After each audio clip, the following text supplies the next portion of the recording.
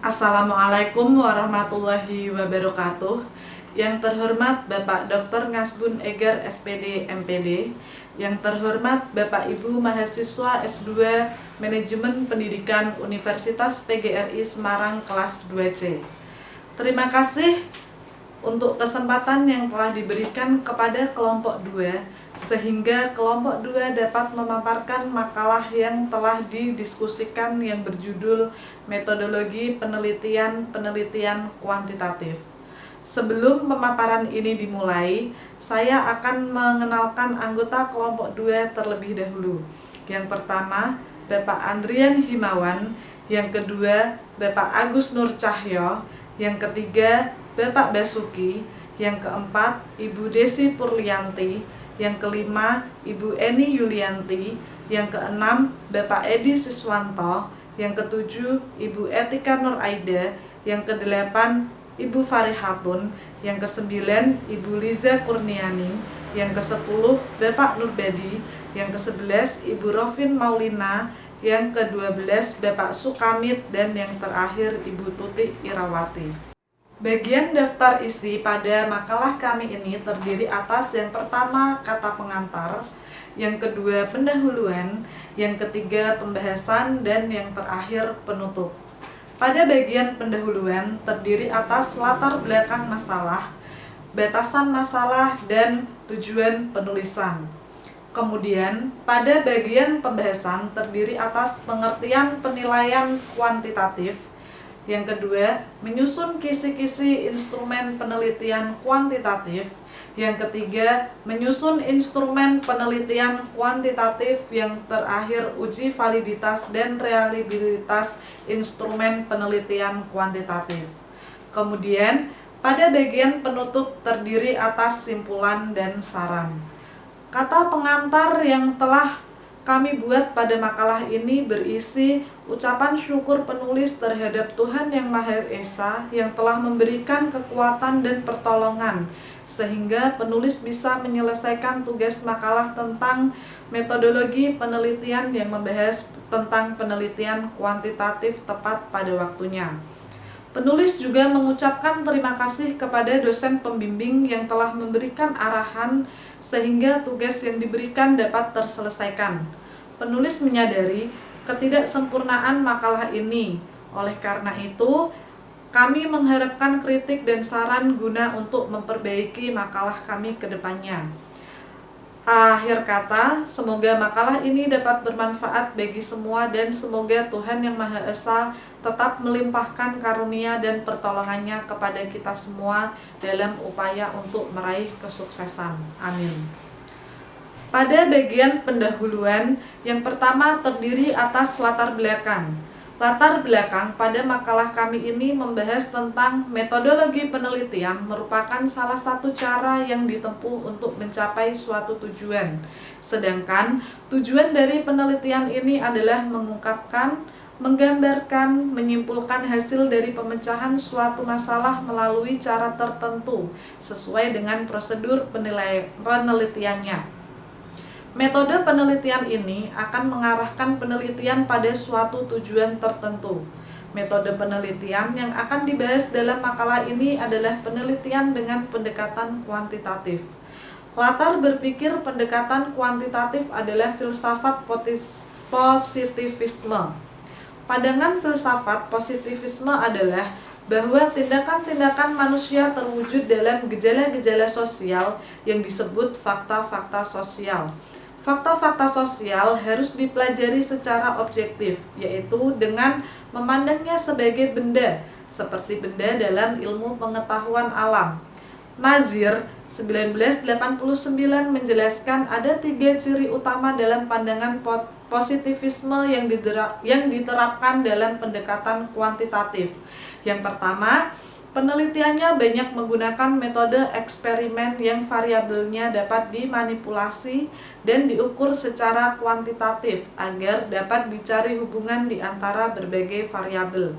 Yang kedua, mencari hukum universal yang dapat dilakukan melalui semua kasus. Dengan pengolahan statistik penelitian, maka dapat dicapai tingkat probabilitas dengan mementingkan sampling untuk mencari generalisasi. Yang ketiga, netralitas pengamatan dapat dilakukan dengan hanya meneliti gejala-gejala yang dapat diamati dan diukur dengan instrumen yang valid dan reliable. Johnson dan Christensen 2004 menambahkan bahwa paham positivisme dalam pendekatan kuantitatif kadang-kadang juga dimaksudkan untuk konfirmatory, karena peneliti bermaksud menguji untuk memperkuat hipotesis dan teorinya. Batasan masalah pada makalah ini ada 3, yaitu yang pertama, menyusun kisi-kisi instrumen penelitian kuantitatif. Yang kedua, menyusun pernyataan penelitian kuantitatif. Dan yang terakhir yaitu uji validitas dan reliabilitas instrumen penelitian kuantitatif. Tujuan pembuatan makalah ini yaitu untuk memenuhi tugas mata kuliah metodologi penelitian. Pada bagian pembahasan yang pertama, kami akan membahas mengenai pengertian penilaian kuantitatif. Menurut Sugiono, metode penelitian kuantitatif dapat diartikan sebagai metode penelitian yang berlandaskan pada filsafat positivisme, digunakan untuk meneliti pada populasi atau sampel tertentu. Teknik pengambilan sampel pada umumnya dilakukan secara random. Pengumpulan data menggunakan instrumen penelitian, analisis data bersifat kuantitatif atau statistik dengan tujuan untuk menguji hipotesis yang telah ditetapkan. Menurut Sugiono, metode penelitian pada dasarnya merupakan cara ilmiah untuk mendapatkan data dengan tujuan dan kegunaan tertentu. Data yang diperoleh dari penelitian dapat digunakan untuk memahami, memecahkan, dan mengantisipasi suatu masalah. Penelitian ini menggunakan metode deskriptif dan verifikatif. Penelitian kuantitatif adalah suatu proses menemukan pengetahuan yang menggunakan data berupa angka sebagai alat untuk menganalisis keterangan mengenai apa yang ingin diketahui. Hal tersebut disampaikan oleh Kasiram dalam bukunya yang berjudul Metodologi Penelitian Kualitatif dan Kuantitatif. Asumsi penelitian kuantitatif. Penelitian kuantitatif didasarkan pada asumsi sebagai berikut yang menurut Nana Sujana dan Ibrahim tahun 2001, Del Silge tahun 2005, dan Johnson tahun 2005. Yang pertama, bahwa realitas yang menjadi sasaran penelitian berdimensi tunggal, fragmental, dan cenderung bersifat tetap sehingga dapat diprediksi. Yang kedua, variabel dapat diidentifikasi dan diukur dengan alat-alat yang objektif dan baku. Karakteristik penelitian kuantitatif yang pertama yaitu menggunakan pola berpikir deduktif, rasional empiris atau top-down, yang berusaha memahami suatu fenomena dengan cara menggunakan konsep-konsep yang umum untuk menjelaskan fenomena-fenomena yang bersifat khusus. Yang kedua, logika yang dipakai adalah logika positivisme dan menghindari hal-hal yang bersifat subjektif. Yang ketiga, proses penelitian mengikuti prosedur yang telah direncanakan. Yang keempat, tujuan dari penelitian kuantitatif adalah untuk menyusun ilmu nomotetik, yaitu ilmu yang berupaya membuat hukum-hukum dari generalisasinya. Yang kelima, subjek yang diteliti, data yang dikumpulkan, dan sumber data yang dibutuhkan, serta alat pengumpul data yang dipakai sesuai dengan apa yang telah direncanakan sebelumnya. Yang keenam, pengumpulan data dilakukan melalui pengukuran dengan menggunakan alat yang objektif dan baku. Yang ketujuh, melibatkan penghitungan angka dan kuantifikasi data. Kedelapan, peneliti menempatkan diri secara terpisah dengan objek penelitian, dalam arti dirinya tidak terlibat secara emosional dengan subjek penelitian. Yang kesembilan, analisis data dilakukan setelah semua data terkumpul. Kesepuluh, dalam analisis data, peneliti dituntut memahami teknik-teknik statistik. Yang ke-11, hasil penelitian merupakan generalisasi dan prediksi lepas dari konteks waktu dan situasi. Karakteristik penelitian kuantitatif yang terakhir yaitu penelitian jenis kuantitatif disebut juga penelitian ilmiah. Pembahasan yang kedua yaitu menyusun kisi-kisi instrumen penelitian kuantitatif. Menurut Sugiono, instrumen-instrumen penelitian dalam bidang sosial umumnya dan khususnya bidang pendidikan yang sudah baku sulit ditemukan. Untuk itu, peneliti harus mampu membuat instrumen yang akan digunakan untuk penelitian. Dalam menyusun instrumen mengikuti langkah-langkah sebagai berikut. Yang pertama, analisis variabel penelitian. Menganalisis setiap variabel menjadi subvariabel kemudian mengembangkannya menjadi indikator-indikator merupakan langkah awal sebelum instrumen tersebut dikembangkan. Yang kedua, menetapkan jenis instrumen. Jenis instrumen dapat ditetapkan manakala peneliti sudah memahami dengan pasti tentang variabel dan indikator penelitiannya. Satu variabel mungkin hanya memerlukan satu jenis instrumen atau mungkin memerlukan lebih dari satu jenis instrumen. Yang ketiga, menyusun kisi-kisi atau layout instrumen. Kisi-kisi instrumen diperlukan sebagai pedoman dalam merumuskan item instrumen. Dalam kisi-kisi itu harus mencakup ruang lingkup materi variabel, jenis-jenis pertanyaan, banyaknya pertanyaan, serta waktu yang dibutuhkan. Selain itu, dalam kisi-kisi juga harus tergambarkan indikator atau abilitas dari setiap variabel. Misalnya, untuk menentukan prestasi belajar atau kemampuan subjek penelitian diukur dari tingkat pengetahuan, pemahaman, aplikasi, dan sebagainya. Yang keempat, menyusun item instrumen. Berdasarkan kisi-kisi yang telah disusun, langkah selanjutnya yaitu menyusun item pertanyaan sesuai dengan jenis instrumen yang akan digunakan. Yang kelima, menguji cobakan instrumen. Uji coba instrumen perlu untuk mengetahui tingkat reliabilitas dan validitas serta keterbacaan setiap item. Mungkin saja, berdasarkan hasil uji coba, ada sejumlah item yang harus dibuang dan diganti dengan item yang baru setelah mendapatkan masukan dari subjek uji coba. Titik tolak dari penyusunan instrumen adalah variabel-variabel penelitian yang ditetapkan untuk diteliti. Dari variabel-variabel tersebut diberikan definisi operasional dan selanjutnya ditentukan indikator yang akan diukur. Dari indikator kemudian dijabarkan menjadi butir-butir pertanyaan atau pernyataan. Untuk memudahkan penyusunan instrumen, maka perlu digunakan metrik pengembangan instrumen atau kisi-kisi instrumen. Contoh kisi-kisi instrumen penelitian. Kami mengambil judul penelitian pengaruh komunikasi dan supervisi kepala sekolah terhadap kompetensi pedagogik guru SMP negeri di Suprayan Bangsri, Kabupaten Jepara. Dari judul tersebut terdiri atas variabel independen dan dependen. Masing-masing instrumennya adalah yang pertama, instrumen untuk mengukur variabel komunikasi. Yang kedua, instrumen untuk mengukur variabel supervisi kepala sekolah. Dan yang ketiga yaitu instrumen untuk mengukur variabel kompetensi pedagogik guru. Kami membuat 3 tabel kisi-kisi. Yang pertama yaitu kisi-kisi kuesioner penelitian komunikasi yang terdiri atas 4 kolom, yaitu kolom yang pertama aspek atau dimensi, kolom kedua indikator, kolom ketiga jumlah item, dan kolom keempat adalah nomor kuesioner.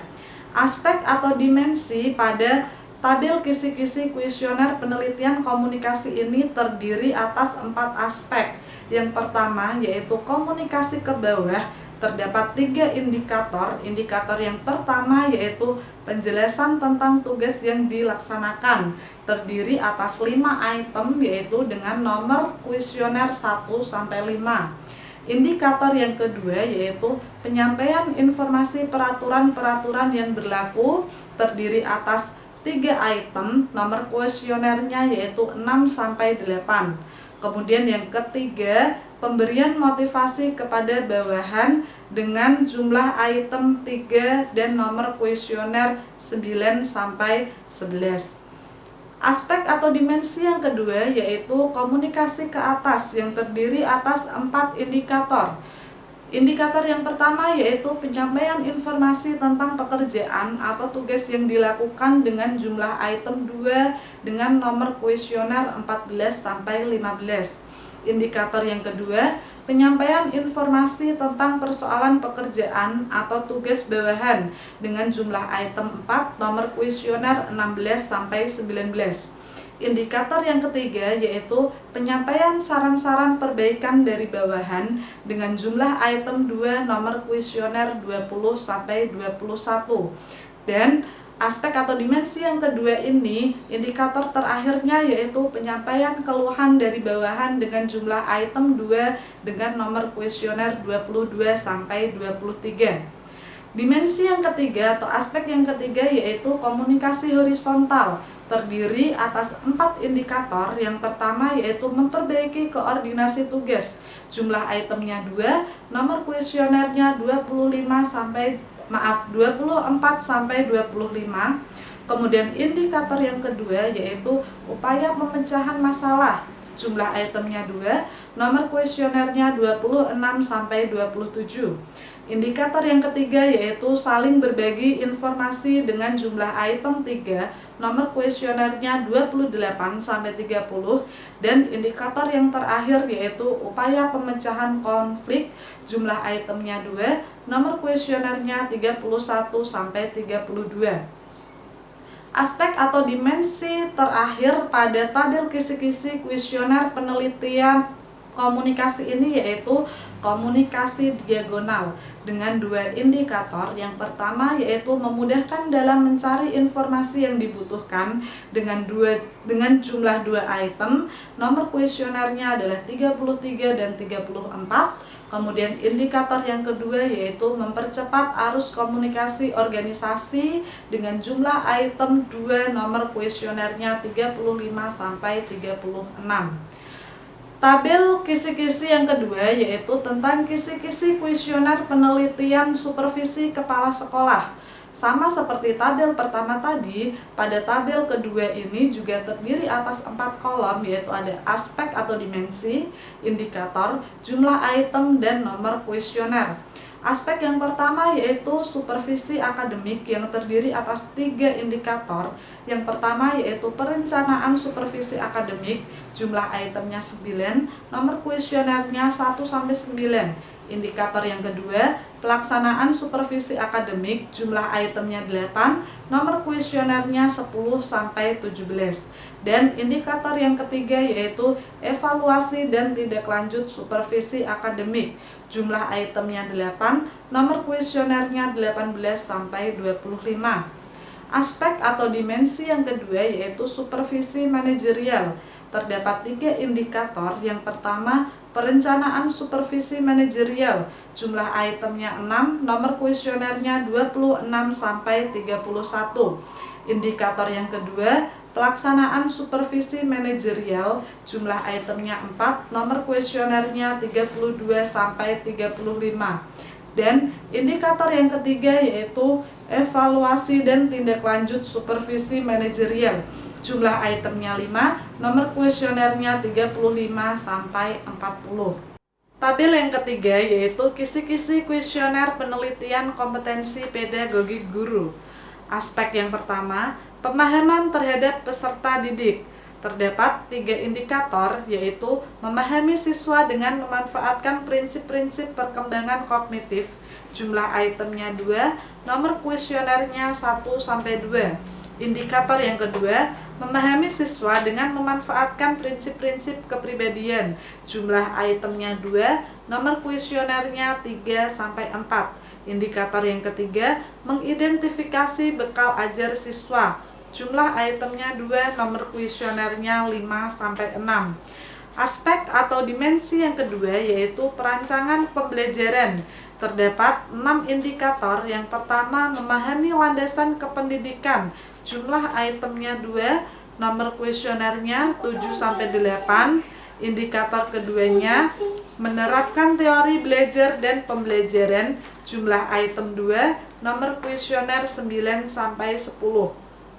Indikator yang ketiga yaitu menentukan strategi pembelajaran berdasarkan karakteristik siswa.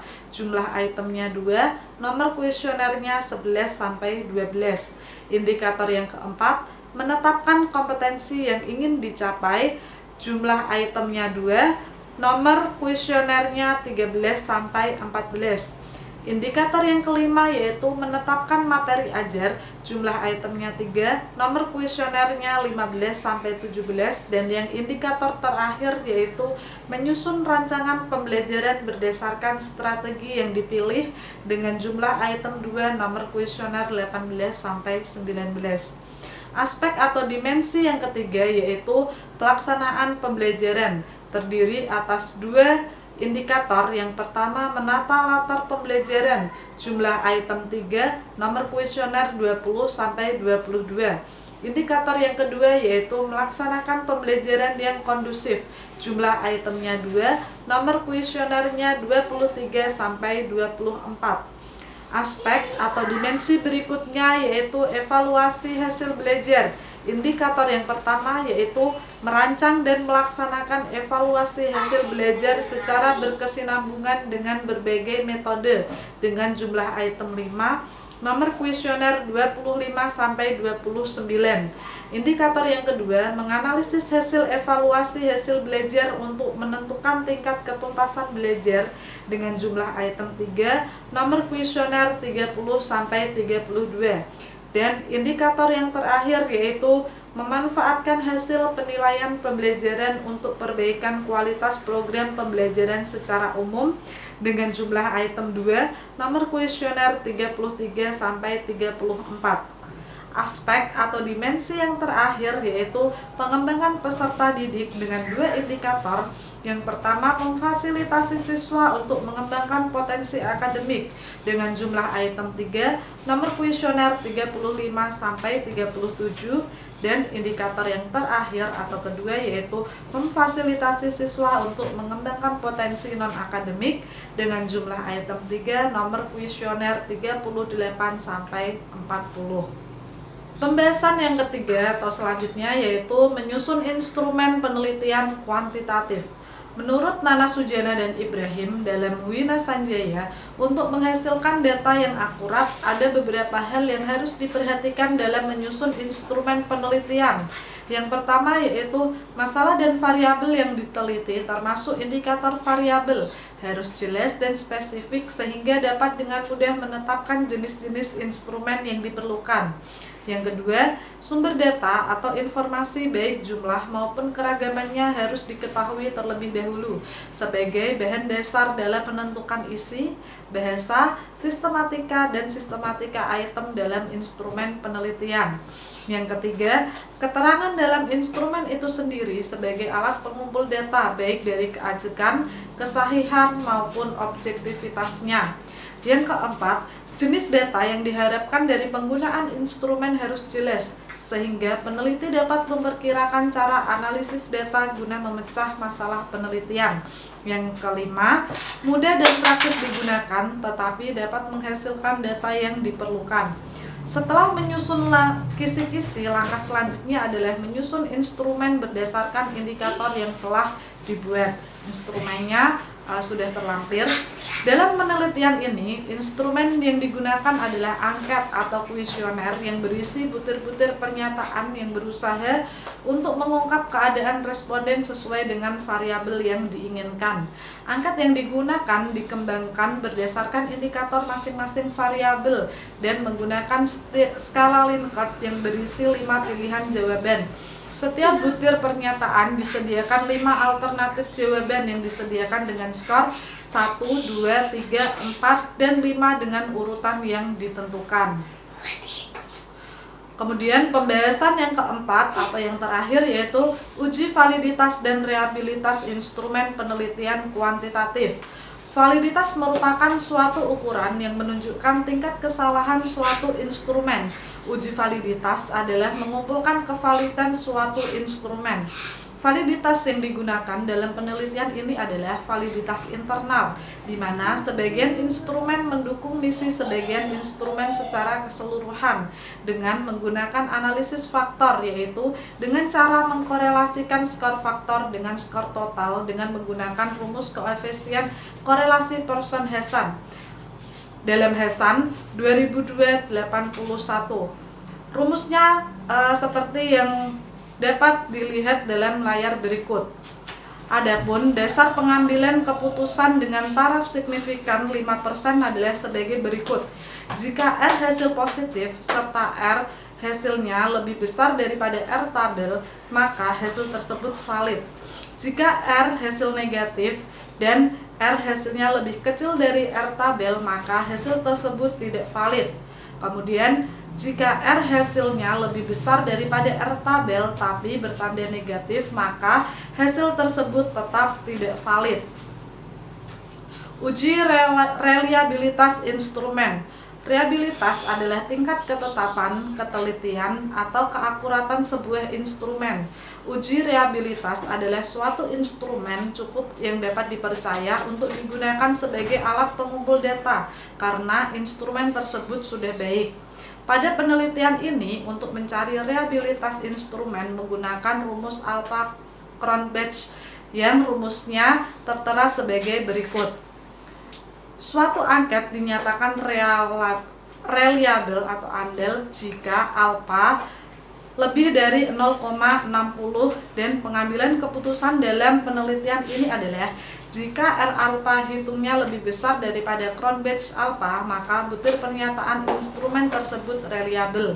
Jika R alpha hitungnya lebih kecil daripada Cronbach alpha, maka butir pernyataan instrumen tersebut tidak reliable.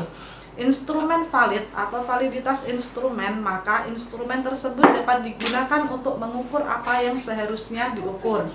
Instrumen reliable atau reliabilitas instrumen sama dengan instrumen yang apabila digunakan beberapa kali untuk mengukur objek yang sama akan menghasilkan data yang sama.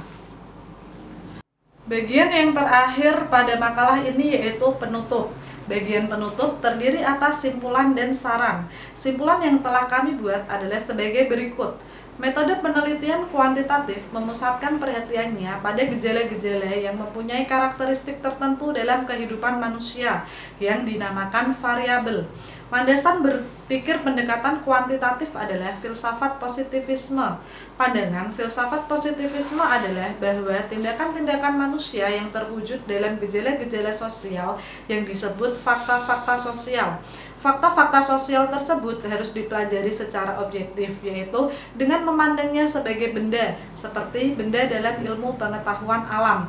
Caranya dengan melakukan observasi atau mengamati fakta sosial untuk melihat kecenderungan-kecenderungannya, menghubungkan dengan fakta-fakta sosial lainnya. Dengan demikian, kecenderungan-kecenderungan suatu fakta sosial tersebut dapat diidentifikasi. Dalam menyusun instrumen penelitian, menurut Sugiono mengikuti langkah-langkah sebagai berikut. Analisis variabel penelitian, menetapkan jenis instrumen, menyusun kisi-kisi atau layout instrumen, menyusun item instrumen, dan menguji cobakan instrumen.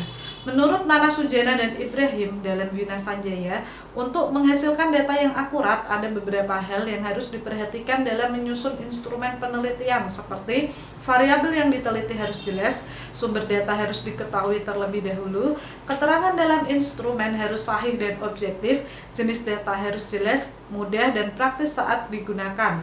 Instrumen yang telah dibuat harus diuji validitas dan reliabilitasnya.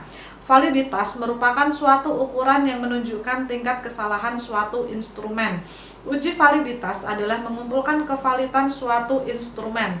Reliabilitas adalah tingkat ketepatan, ketelitian, atau keakuratan sebuah instrumen.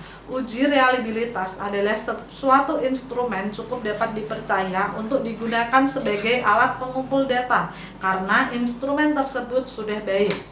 Saran yang kami buat yaitu dalam penelitian kuantitatif, penulis dapat memberikan saran beberapa hal yang dapat diperhatikan untuk melakukan penelitian kuantitatif. Di antaranya, Yang pertama, instrumen penelitian kuantitatif harus dibuat dan menjadi perangkat yang independen dari penelitian. Kemudian yang kedua, peneliti harus mampu membuat instrumen sebagus mungkin. Yang ketiga, pertanyaan dalam instrumen penelitian mencakup seluruh proyek. Jadi, penting untuk meluangkan waktu demi menyempurnakannya. Saran yang terakhir yaitu instrumen yang akan digunakan dalam penelitian haruslah diuji validitas dan reliabilitasnya terlebih dahulu agar mendapatkan hasil penelitian yang valid dan reliable. Demikianlah pemaparan makalah dari kelompok 2. Semoga makalah tersebut dapat bermanfaat bagi kita semua.